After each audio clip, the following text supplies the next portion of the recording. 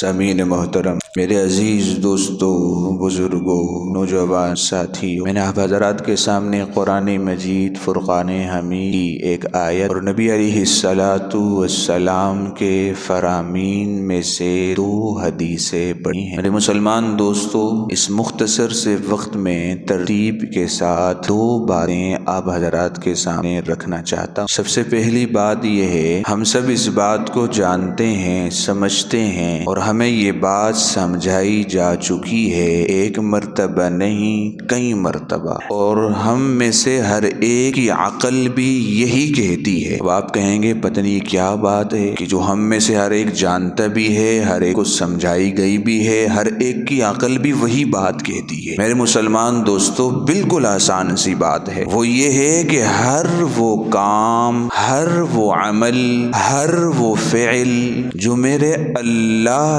کی ناراضگی کا سبب ہو، جو میرے اللہ کی نافرمانی میں آتا ہو، جس کام سے میرے اللہ نے ناراضگی کا اظہار کیا ہو، اسے ہم میں سے ہر ایک گناہ کہتا ہے کہ وہ کام گناہ ہے۔ اور اس کے بالمقابل ہر وہ کام جو میرے اللہ کی رضامندی کا سبب ہو، میرے اللہ کی خوشنودی کا سبب ہو، میرے اللہ کی فرما برداری کا سبب ہو، ہم میں سے ہر ایک اس عمل کو نیک کام کہتا ہے، نیکی کہتا ہے۔ اسی لیے بہت سے حضرات نے گناہ کو تقسیم نہیں کیا صغیرہ اور کبیرہ میں، کہتے بھئی جو عمل اللہ کی ناراضگی کا سبب ہے تو وہ تو گناہ ہے، چاہے وہ چھوٹا ہو بڑا ہو، اللہ تو ناراض ہوتے ہیں نا۔ لیکن علماء کرام نے گناہ کو 2 حصوں میں تقسیم کیا ہے، صغیرہ کبیرہ۔ جس گناہ کا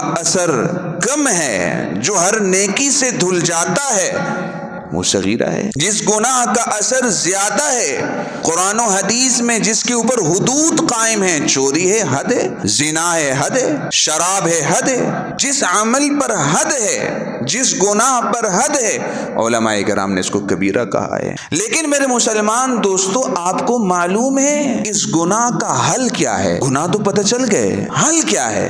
حل بالکل آسان ہے۔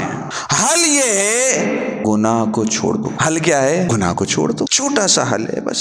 میں یہ نہیں کہتا گناہ نہیں ہوتے، ہم انسان ہیں، فرشتے تو نہیں ہیں نا، فرشتے ہیں جو گناہوں سے پاک ہیں۔ گناہ ہوتے ہیں ہم سے، لیکن ہم کوشش کریں، علاج ہے کہ گناہ کا، گناہ کو چھوڑ دیں۔ اور اگر کہیں گناہ ہو جائے، اس لیے کہ ہم انسان ہیں، ہم سے گناہ ہوتے ہیں، ہم اپنے آپ کو پاک نہیں کہتے۔ اگر کوئی یہ کہتے مجھ سے گناہ نہیں ہوتا، اس کا علاج کرایا جائے نفسیاتی اسپتال میں جا کر، اس لیے کہ فرشتے ہیں جن سے گناہ نہیں ہوتے، انسان سے تو گناہ ہوتے ہیں۔ پھر بھی گناہ ہو جائے، 2 کام کر لیں۔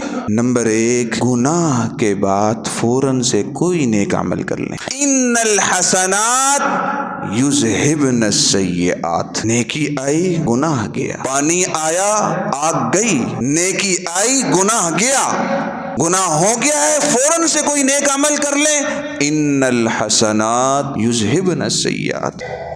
اور دوسرا کام آپ یہ کر لیں کہ اللہ تعالیٰ سے توبہ کر لیں، معافی مانگ لیں، اللہ مجھ سے گناہ ہو گیا ہے، میں معافی مانگتا ہوں، آئندہ مجھ سے کوئی گناہ نہیں ہوگا۔ قرآن مجید میں اللہ رب العزت فرماتے ہیں الا من تاب وآمن وعمل عملا صالحا فاولئک یبدل اللہ سیئاتہم حسنات۔ توبہ کر لے، نیک عمل کر لے، اللہ تعالیٰ اس کے گناہوں کو نیکی سے بدل دیتے ہیں۔ حضور علیہ السلام نے ارشاد فرمایا التائب من الذنب کمن لا ذنب لہ، جو بندہ گناہ کے بعد توبہ کر لے نا، وہ ایسا ہے جیسے اس نے گناہ کیا ہی نہیں۔ التائب حبیب اللہ، گناہ سے توبہ کرنے والا وہ تو اللہ کا دوست ہے، اللہ کا دوست۔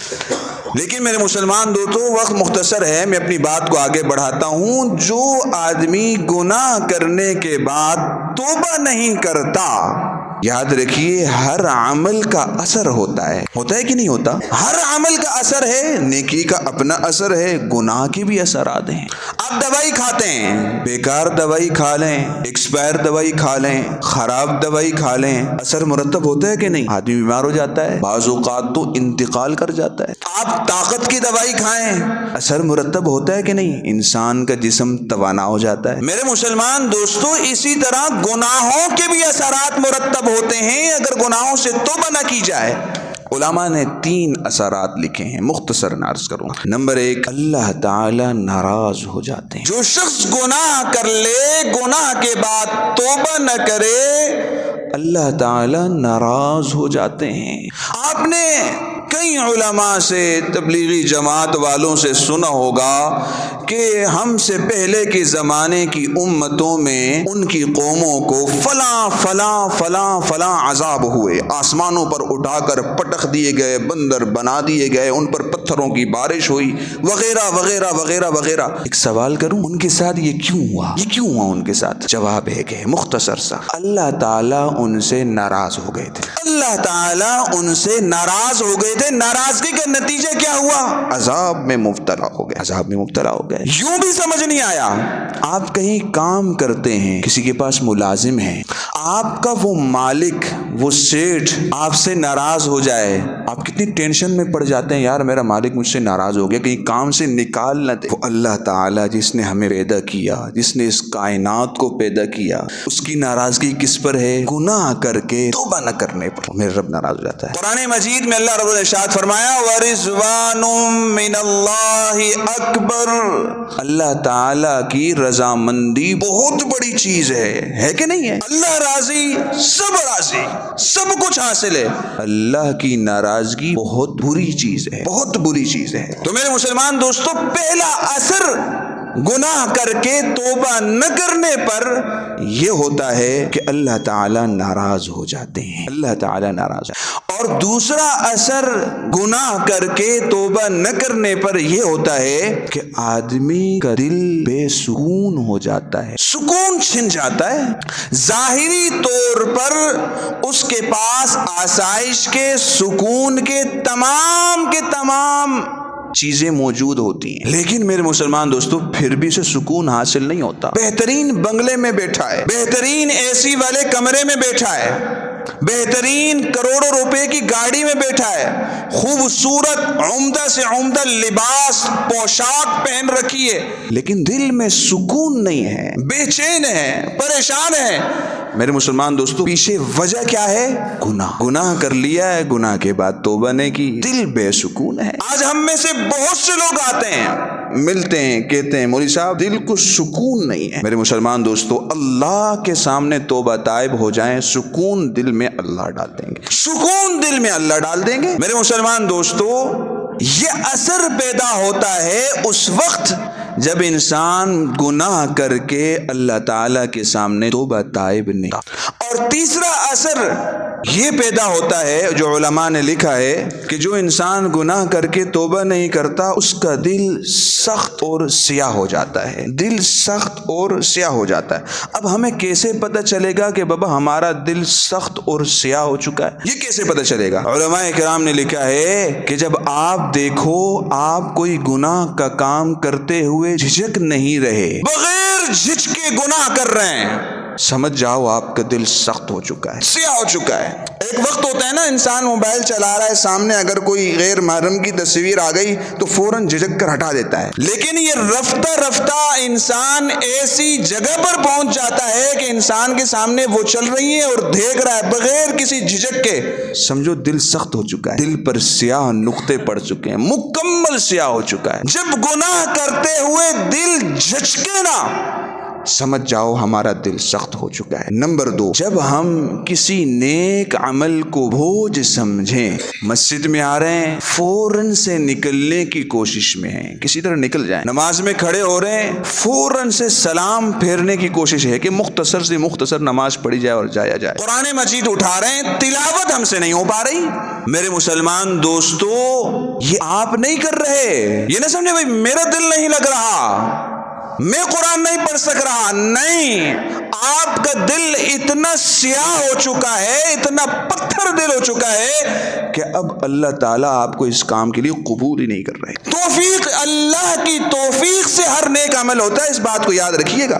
انسان اپنی طاقت سے کوئی عمل نہیں کر سکتا، ہر عمل اللہ کی توفیق سے ہوتا ہے۔ اور جب کوئی نیک عمل آپ کو بوجھ لگنے لگے، سمجھ جائیے ہمارا دل پتھر ہو چکا ہے، دل سیاہ ہو چکا ہے، دل سخت ہو چکا ہے۔ اور تیسری علامت دل کے سخت ہونے کی یہ بتلائی کہ اگر کوئی آپ کو نصیحت کرے کہ بابا یہ کام نہ کرو، یہ اللہ کی ناراضگی والا کام ہے، اس سے اللہ تعالیٰ خفا ہوتے ہیں، حضور علیہ الصلوۃ والسلام نے اس عمل سے منع کیا ہے، کوئی آپ کو نصیحت کرے، آپ کو نصیحت کرنے والا ہی برا لگنے لگ جائے کہ بھئی یہ کیا میرے سامنے صوفی بنا بیٹھا ہے اور مجھے نصیحتیں کر رہا ہے، سمجھ جاؤ آپ کا دل سخت سیاہ ہو چکا ہے۔ میرے مسلمان دوستو، آج اس موضوع کو اختیار کرنے کا میرا مقصد صرف ایک ہے، انسان سے گناہ ہوتے ہیں، انسان کو چاہیے گناہ کرتے ہی نیک عمل کرے، اللہ تعالی سے توبہ تائب ہو جائے۔ شعبان کا مہینہ ہے، دوسری بات کی طرف آ رہا ہوں، شعبان کے مہینے کو شعبان المعظم کہا جاتا ہے، عظمتوں والا مہینہ۔ اسے عظمتوں والا مہینہ کیوں کہا گیا؟ دو وجہ سے۔ نمبر ایک، شعبان رمضان کا پڑوسی ہے، رمضان کا مہینہ سارے مہینوں کا سردار، جو اس کا پڑوسی ہے وہ بھی عظمتوں والا ہے۔ اور حضور علیہ الصلوۃ والسلام رمضان کے علاوہ سب سے زیادہ روزے عبادات کثرت کے ساتھ جس مہینے میں رکھتے تھے وہ یہ شعبان کا مہینہ۔ اس وجہ سے اس مہینے کو عظمتوں والا مہینہ کہا جاتا ہے۔ اور دوسری وجہ یہ ہے کہ اس میں ایک شب آتی ہے، ایک رات آتی ہے جسے شب برات کہا جاتا ہے۔ شب فارسی زبان کا لفظ رات کو کہا جاتا ہے، برات بری ہونا، آزاد ہونے کو کہا جاتا ہے۔ اس رات اللہ رب العزت اپنے بہت سے بندوں کو جہنم سے آزاد کریں، گناہوں سے پاک اور صاف کر، اس وجہ سے اس رات کو شب برات کہا جاتا ہے۔ میں چند باتیں عرض کرنا چاہتا ہوں شب برات سے متعلق۔ شب برات سے متعلق اگرچہ علماء کرام کا یہ قول ہے، یہ کہنا ہے کہ اس کے بارے میں جو احادیث ہیں شب برات کی فضیلت سے متعلق وہ مستند نہیں ہیں، لیکن شیخ الاسلام حضرت مولانا مفتی محمد تقی عثمانی زیدہ مجدہ نے بڑی بہترین بات لکھی ہے۔ انہوں نے لکھا ہے کہ شب برات سے کی عظمت فضیلت سے متعلق جو احادیث ہیں وہ 10 صحابہ کرام سے مروی ہیں۔ کتنے صحابہ کرام سے؟ 10 صحابہ کرام سے مروی ہیں۔ اگرچہ سندن ضعیف ہیں لیکن اتنے زیادہ صحابہ کرام سے مروی ہونے کی وجہ سے اس کی فضیلت کا یکسر انکار نہیں کیا جا سکتا۔ پتہ چلا کہ یہ رات فضیلت والی ہے۔ اور ایک اور بات میں سے کہ بتاؤں کہ ہمارے اکابرین میں، سلف میں یہ روایت چلتی ہوئی آ رہی ہے کہ ہمارے اکابرین، سلف، بزرگان دین اس رات میں خصوصی عبادت کا احترام کرتے تھے۔ لیکن میں چند باتیں آپ حضرات کے سامنے رکھتا ہوں۔ سب سے پہلی بات یہ ہے کہ اس رات میں انسان سے جتنا ہو سکے عبادت کرے، جتنا ہو سکے عبادت کرے۔ پوری رات جاگنا ضروری نہیں ہے۔ ہمارے ہاں لوگ پوری رات جاگتے ہیں، پتہ نہیں کیا کرتے ہیں، فجر کا وقت ہوتا ہے سو جاتے ہیں، فرض نماز چھوڑ جاتے ہیں، کہتے ہیں شب برات میں جاگ رہے۔ میرے مسلمان دوستو، اس رات میں جتنا انسان کی طاقت میں ہو، جتنا وس میں ہو، اللہ رب العزت کے ہاں گھنٹے نہیں گنے جاتے کہ اتنے گھنٹے جاگا تھا، نہیں، اعمال تولے جاتے ہیں۔ تھوڑے سے وقت جاتا تھا لیکن اخلاص کے ساتھ عمل کیا تھا، تھوڑے سے وقت جاگا تھا لیکن اخلاص کے ساتھ عمل کیا تھا، پوری رات جاگا تھا لیکن لوگوں کو تنگ کیا تھا، کوئی فائدہ ہی نہیں۔ تو میرے مسلمان دوستو، یہ بھی یاد رکھیے گا کہ کوئی مخصوص عبادت نہیں ہے، آپ تمام عبادتوں کو جمع بھی کر سکتے ہیں۔ تھوڑی سی وقت نفل پڑھ لیے، تھوڑے سے وقت قرآن کی تلاوت کر لی، تھوڑے سے وقت ذکر و اذکار کر لیے، درود شریف پڑھ، ساری عبادات کو جمع کر لیں۔ جب تھکن محسوس ہو سو جائیں، فجر میں اٹھ کر وضو کر کے سنتیں گھر پڑھ کر مسجد میں آ کر جماعت کے ساتھ نماز ادا کریں، عشاء بھی جماعت کے ساتھ پڑھیں، فجر بھی جماعت کے ساتھ پڑھیں، درمیانی حصہ آپ کا عبادت کے اندر ہے۔ تو میرے مسلمان دوستو، کوئی مخصوص عبادت نہیں اور جتنے انسان جاگنا چاہے جا سکتا ہے۔ دوسری بات یہ ہے کہ اس رات میں عبادات نفلی عبادات ہیں۔ کیا ہیں؟ اور نفلی عبادات انفرادی ہیں، اجتماعی نہیں، انفرادی ہیں۔ اپنے گھر میں جا کر انفراداً عبادت کریں جتنی آپ کر سکتے ہیں. نفلی عبادات کی جماعت نہیں. نفلی عبادت تنہائی میں اللہ سے جتنی ہم باتیں کر سکتے ہیں زیادہ سے زیادہ وقت دعاؤں میں لگائیں, اللہ سے مانگیں, گفتگو کریں, بات چیت کریں. تو نفلی عبادات گھر میں ادا کی جائیں. گھر میں ادا کرنے کے ساتھ انفرادی طور پر علیحدہ جو ہے نا ادا کی جائیں جتنا ہو سکے. تیسری بات یہ ہے کہ اس رات میں پوچھنے کے قبرستان جانا چاہیے کہ نہیں جانا چاہیے کیا ہے. یاد رکھیے گا کہ ہم اپنے دین کے پابند ہیں, دین ہمارا پابند نہیں ہے. دین نام اتباع نبوی کا ہے, دین نام اتباع نفسی کا نہیں ہے کہ میرا نفس کیا کہتا ہے, میری خواہش کیا ہے, میں کیا کہتا ہوں. یہ دین نہیں ہے. محمد الرسول اللہ صلی اللہ علیہ وسلم کیا کہتے ہیں, انہوں نے کیا کیا ہے, قرآن کیا کہتا ہے, یہ نام ہے دین. حضور علیہ الصلوۃ والسلام اپنی پوری زندگی میں جس حدیث سے قبرستان جانا ثابت ہے, اگرچہ سندن وہ ضعیف ہے, اپنی پوری زندگی میں ایک مرتبہ جنت البقیع میں گئے. کتنی مرتبہ؟ اگر ہم میں سے بھی کوئی جانا چاہتا ہے زندگی میں ایک مرتبہ چلے جائے, حضور کی سنت پر عمل ہو جائے گا. لیکن نہ جانے والے پر نکیر نہ کی جائے. یہ جانے والا اس عمل کو فرض سنت وغیرہ نہ سمجھے, مستحب عمل ہے, کوئی جانا چاہتا ہے تو جائے, نہیں جانا چاہتا تو نہ جائے. لیکن یاد رکھیے وہاں جانے کے بعد ہم نے کیا کرنا ہے. بہت سی خرافات چل رہی ہیں, یوں لگتا ہے قبرستان نہیں شادی حال ہے, چراغاں ہو رہے ہیں, آتش بازی ہو رہی ہے, قبروں کے ساتھ جو ہے نا کھیل اور مذاق ہو رہا ہے, مرد و زن کا اختلاط ہو رہا ہے, مرد بھی ہیں عورتیں بھی ہیں. قبرستان تو مقام عبرت ہے, وہاں جا کر تو انسان اپنی آخرت کو یاد کرے. اور جب یہ سب وہاں ماحول ہوگا تو آخرت کہاں گئی, وہ تو گئی دودھ لینے. پھر کس کا ذہن اس طرف جاتا ہے. وہاں جانے کا مقصد اپنے لواحقین, اپنے مرحومین کے لیے دعائے مغفرت ہے, اپنے لیے مقام عبرت ہے کہ میں نے خود مر کر یہاں پہنچنا ہے, آنا ہے. میرے مسلمان دوستو, اگر اس طرح اس ماحول میں اگر کوئی جانا چاہتا ہے کہ وہاں جا کر خرافات میں ملوث نہ ہو, وہاں جا کر بدعات میں ملوث نہ ہو, تو میرے مسلمان دوستو زندگی ایک مرتبہ جو ہے نہ چلے جائیں, کوئی منع نہیں. لیکن ہمارے معاشرے میں یہ بات چل پڑی ہے کہ اس رات بہت سے لوگ پٹاخے پھوڑ رہے ہیں, کوئی چراغاں, کوئی کیا اور کوئی کیا, ان کاموں میں لگ پڑا ہے. یاد رکھیے دین ہمیں ان باتوں کی ہرگز اجازت نہیں. کتنے بچے ہیں کہ اس رات کے اندر ان پٹاخوں کے چکر میں کسی کی آنکھ زخمی ہے, کسی کے ہاتھ زخمی ہو جاتے ہیں, کوئی کیا کر بیٹھتا ہے, کوئی کیا کر بیٹھتا ہے. میرے مسلمان دوستو, ان تمام کے تمام کاموں میں ہم خود ملوث ہیں, اس لیے کہ بچوں کو پیسے تو ہم خود دیتے ہیں نا, تو ہم اپنے بچوں کو سمجھائیں, بچے یہ پیسے آپ لے رہے ہیں, فلاں کام مت کریں, دین سے اس کا کوئی تعلق نہیں, ان کاموں سے روکیں. اور میری گزارش ہوگی ان دکانداروں سے جو دکاندار اس رات خصوصی طور پر اسٹاک کر کے ان تمام چیزوں کو رکھ کر بیچتے ہیں, آپ امت کے نوجوانوں کے دشمن ہیں, آپ یہ عمل نہ کریں. یہ عمل, اس عمل سے آپ اپنے بچوں کی حلال کمائی, حلال روزی کے اندر حرام مال شامل کر رہے ہیں. اس کام سے روکا جائے. اور آخری بات حضرات سے یہ کہنی ہے کہ اگلے 15 شعبان کا روزہ, میرے مسلمان دوستو ذخیرہ احادیث میں اس روزے سے متعلق بھی ایک حدیث ملتی ہے, لیکن یہ بات یاد رکھیے گا کہ حضور علیہ الصلوۃ والسلام رمضان کے علاوہ سب سے زیادہ روزے شعبان میں رکھتے تھے.